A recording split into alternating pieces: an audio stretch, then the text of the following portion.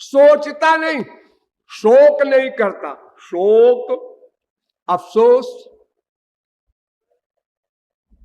किसी का बाप मर गया, बेटा मर गया, धन लुट गया, कुछ हानि हो गई, हो गई, गई, ध्यान दो पास्ट टेंस में। उसका फ्यूचर में यानी प्रेजेंट टेंस में, वर्तमान काल में। भूतकाल का फ्यूचर क्या हुआ? वर्तमान काल। उसमें वो फील करता है, वो चला गया, वो चली गई, वो छिन गया, वो छिन गई। कुछ भी छिन जाए, हर एक में भगवत कृपा रियलाइज करे, तब बचेगा। मकान में आग लग गई बड़ा दयालु है, उसने कहा है बवाल को पालो। बीबी मर गई बड़ा दयालु है, उसने कहा कि ये भी एक बीमारी है, छुट्टी करो इसकी भी। जो जो संसारी लॉस हो रहा है, सब में वो महापुरुष भगवत कृपा मान रहा है। प्रत्येक हानि में भगवत कृपा, लाभ में कोप है, कृपा नहीं है वो। उसमें तो अटैचमेंट होगा, अहंकार होगा, नशा होगा। लाभ को कृपा मानते हैं हमारे देश में या विश्व में 99.9% लोग। लाभ को भगवत कृपा। बेटा पैदा हुआ है, भगवान की दया है। अरे दया, रोने का समय आ गया जो तुम्हारे बेटा हुआ है, अब उसको पालो पोसो, बीमार हो तो रो, बड़ा हो जाए और आज्ञा न माने, आवारा हो जाए तो रो, रोते रोते मर जाओ। इसीलिए विभोर हुए थे। धन हो, कुछ हो, ये संसार के जितने भी सामान हैं, इनमें जहर भरा हुआ है, बड़ा मीठा जहर। ऊपर से देखने में बड़ा सुंदर लगता है। जब आप लोग ब्याह करते हैं, किसी को याद हो अपने ब्याह की, क्या शान थी उस दिन। वो चला आ रहा है बधाई देने, वो चला आ रहा है, कोई गोदी में उठाए दे रहा है। साहब क्या बात है, क्या लड़की आपको मिली, क्या दूल्हा आपको मिला। और 4 दिन बाद क्या चप्पल जूता हुआ, ये कोई नहीं बताता बाद में।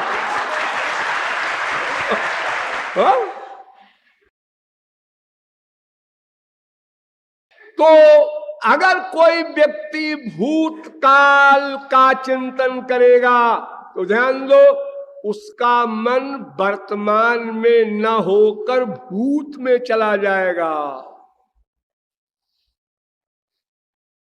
यानी उसका भी मन भगवान से पृथक होके चला गया भूतकाल में, उसकी भी भक्ति गई। ये भक्ति तो एक ऐसा बर्तन है कि इसमें एक काल में एक वस्तु रह सकती है। जुगपत ज्ञानानुत्पत्तिर मनसो लिंगम। एक समय में भक्ति में एक ही वस्तु रह सकती है, चाहे संसार को रख लो, चाहे भगवान को रख लो। तो शोक नहीं करना है। जो कुछ हो रहा है सब प्रारब्ध के अनुसार हो रहा है। अरे हमने क्यों सोचा ये हमारा बेटा है, हमारा भाई है, हमारी बहन है। अगर ये न सोचा होता तो आज इसके मरने पर ये सोचा होता, ठीक है उसका टाइम आ गया, हो गया, मेरा टाइम आ जाएगा, मैं भी जाऊंगा। ये तो सब स्वाभाविक बातें हैं और प्रत्यक्ष भी हैं, रोज देख भी रहे हैं। हमें आश्चर्य क्यों हुआ?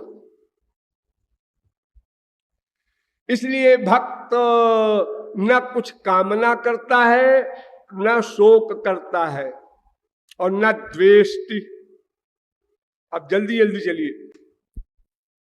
वो किसी से द्वेष भी नहीं करता। द्वेष क्रोध से होता है, दुश्मनी। तो मैंने बताया ना, क्रोध करोगे तो मन वहां चला जाएगा शत्रु के पास। देखो एक लकड़ी है, लकड़ी में आग लगा दिया आपने, हाँ अब लकड़ी जलेगी, लकड़ी जलेगी। आपने क्रोध में एक को गाली दिया, डांटा, अपमान किया या झापड़ भी लगा दिया, आप बड़े विभोर हैं। फिर हमने उसकी वो खबर ली कि वो भी याद करेगा। अरे वो तो बाद में याद करेगा, पहले तो तुम्हारा सब बिगड़ गया। क्रोध किया तुमने तो मन रूपी लकड़ी में क्रोध की आग लग गई, वो जल रही है, सुलग रही है भीतर से। वो भक्ति का जो थोड़ा बहुत हिसाब बैठा था उसको मटिया मेट कर दिया आपने। क्रोध कामना की आपूर्ति में आता है, तो द्वेष कहीं नहीं करना है। द्वेष करने का क्षेत्र है, रीजन है, फिर भी नहीं करना है। अरे तो हम संसार में कैसे रहेंगे? एक्टिंग करो, क्रोध की एक्टिंग करो। एक्टिंग करना सबको आता है। देखो दूसरे के बच्चे को एक स्त्री ने देखा, सुंदर था, उसका अपना बच्चा कुरूप था, तो देखा तो फिर उसके बाद का, लेकिन जब वो मां के सामने आई तो उसके गाल में ये कर रही है। एक्टिंग करते हैं आप लोग, खूब करते हैं। यही सीखा ही है पूरी लाइफ में आप लोगों ने। एक्टिंग कर करके माँ को बेवकूफ बनाओ, बाप को, बीबी को, बेटे को, फिर पड़ोसी को, फिर दुनिया में सब जगह चलेगा। तो एक्टिंग करो, क्रोध न करो। एक बाबा जी को कहीं उन्होंने पड़ाव डाला, वहां बहुत मच्छर थे, थोड़ी देर सोए और मच्छरों ने हमला किया, जाग गए। उन्होंने कहा भाई यहाँ के तो मच्छर भी बड़े परोपकारी हैं। वो कह रहे हैं कि बेटा सो मत, एक दिन सोना है सो लेना अच्छी तरह, जागो भजन करो। कबीरा सूता क्या करे, जागो जपो मुरारी, एक दिना है सोवना, लंबे पांव पसार। राम नाम सत्य है, उस दिन आराम से सो लेना बाबा। यानी किसी भी क्रिया में जहां क्रोध करना चाहिए वहां भी क्रोध ना आवे, वो साधक है। अगर कोई रीजन ही नहीं है, आराम से मुस्कुरा के बैठा हुआ है, तो ये तो सभी कर लेंगे, इसमें कौन खास बात। क्रोध का रीजन हो, क्रोध न हो, काम का रीजन हो, काम न हो, लोभ का रीजन हो, लोभ न हो, वो वास्तविकता है। न द्वेष्टि, और द्वेष न हो इसकी तरकीब बढ़िया एक मैंने आपको बताई है, भूलिएगा नहीं, कि प्रत्येक जीवात्मा के भीतर तुम्हारे श्याम सुंदर बैठे हैं। नंबर 2, अगर तुम द्वेष करोगे तो शत्रु का चिंतन होने लग जाएगा, फिर मन से श्याम सुंदर का चिंतन बंद हो जाएगा। अनेक कारण है, इसलिए वो भक्त द्वेष नहीं करता। न रमते,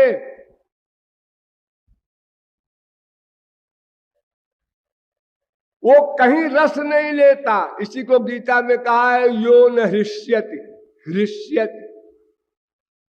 संसार के सामान मिले, हाँ धोती पहनना है, ठीक है, पहनना तो है, कपड़ा ढकना है शरीर को, संसार पागल कहेगा, ठीक है पहन लो। ये क्या धोती है, इसका कोई रंग है क्या है, तो बहुत ओल्ड है, हमको लेटेस्ट चाहिए। ये क्या लग गई बीमारी आपको? कोई देवता भूत लग गया क्या? है कोई लाइफ है? पिताजी ने ला के धर दिया उसको डार्क रंग की साड़ी। साड़ी तो है कपड़ा शरीर ढकने की, है वो क्या शरीर ढकने का क्या? तो फिर क्या आजकल का ये फैशन है? आजकल का फैशन, भारत में जो फैशन आता है ना, वो ओल्ड होकर के आता है, ये आप लोगों को नहीं पता है। यहां जो पहले सेकंड में फैशन आता है वो तो वहां विदेशों में, यूरोप में वो ओल्ड हो जाता है, तब यहां उसको आप न्यू कहते हैं, लेटेस्ट कहते हैं। और फिर दिल्ली बंबई से और नीचे आया तो और डिले हो गया, वो तो बहुत ही ओल्ड हो गया। लेकिन सभी वैसे पागल सरी के बोलते। और वही रंग है विश्व में, उन्हीं रंगों में आज ये फैशन कल बदल गया, परसों बदल गया, अब 10 दिन में सब रंग खत्म हो गए, तो फिर शुरू हो गया पहला, फिर दूसरा, फिर तीसरा।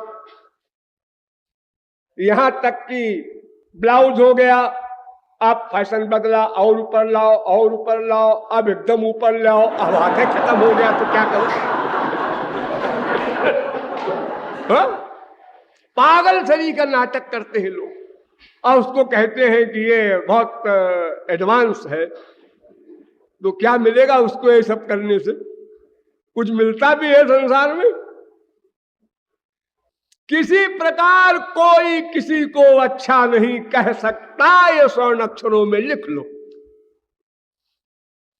किसी प्रकार बहुत सीधे सादे सिंपल रहोगे जगह जगह जगह 10,000 का महीना मिलता है, क्या फटीचर हाल है, कंजूस।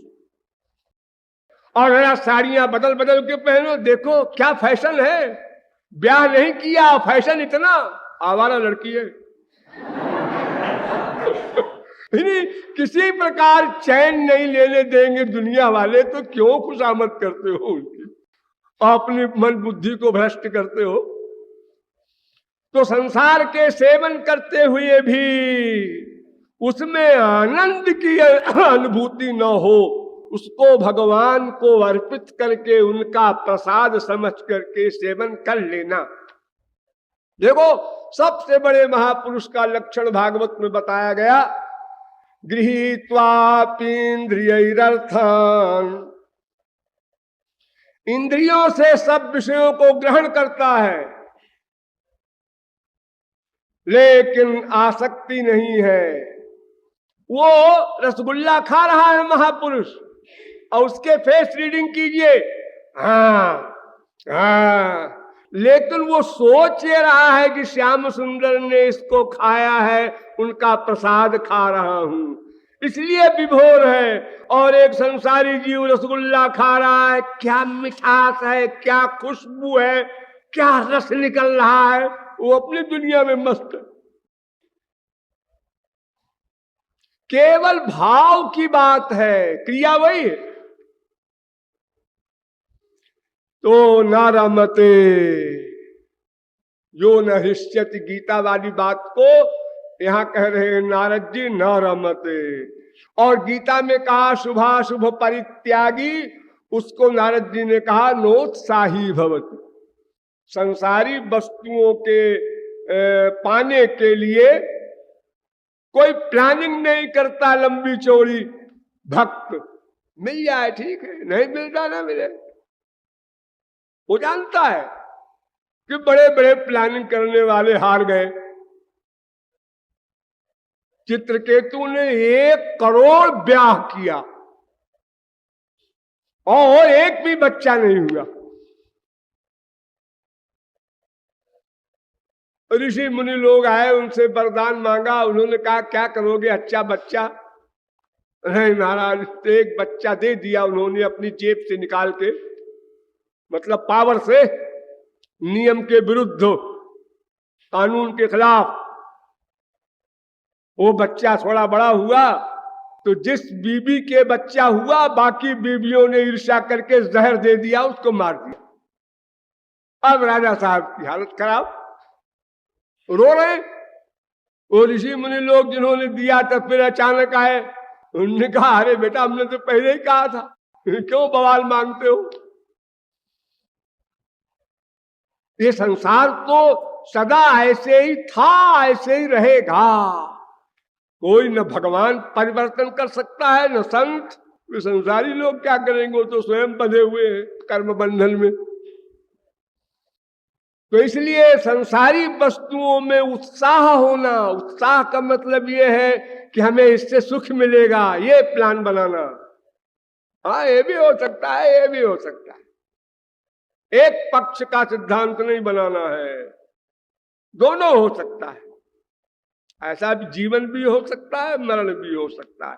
यश भी हो सकता है, अपयश भी हो सकता है, लाभ भी हो सकता है, हानि भी हो सकती है।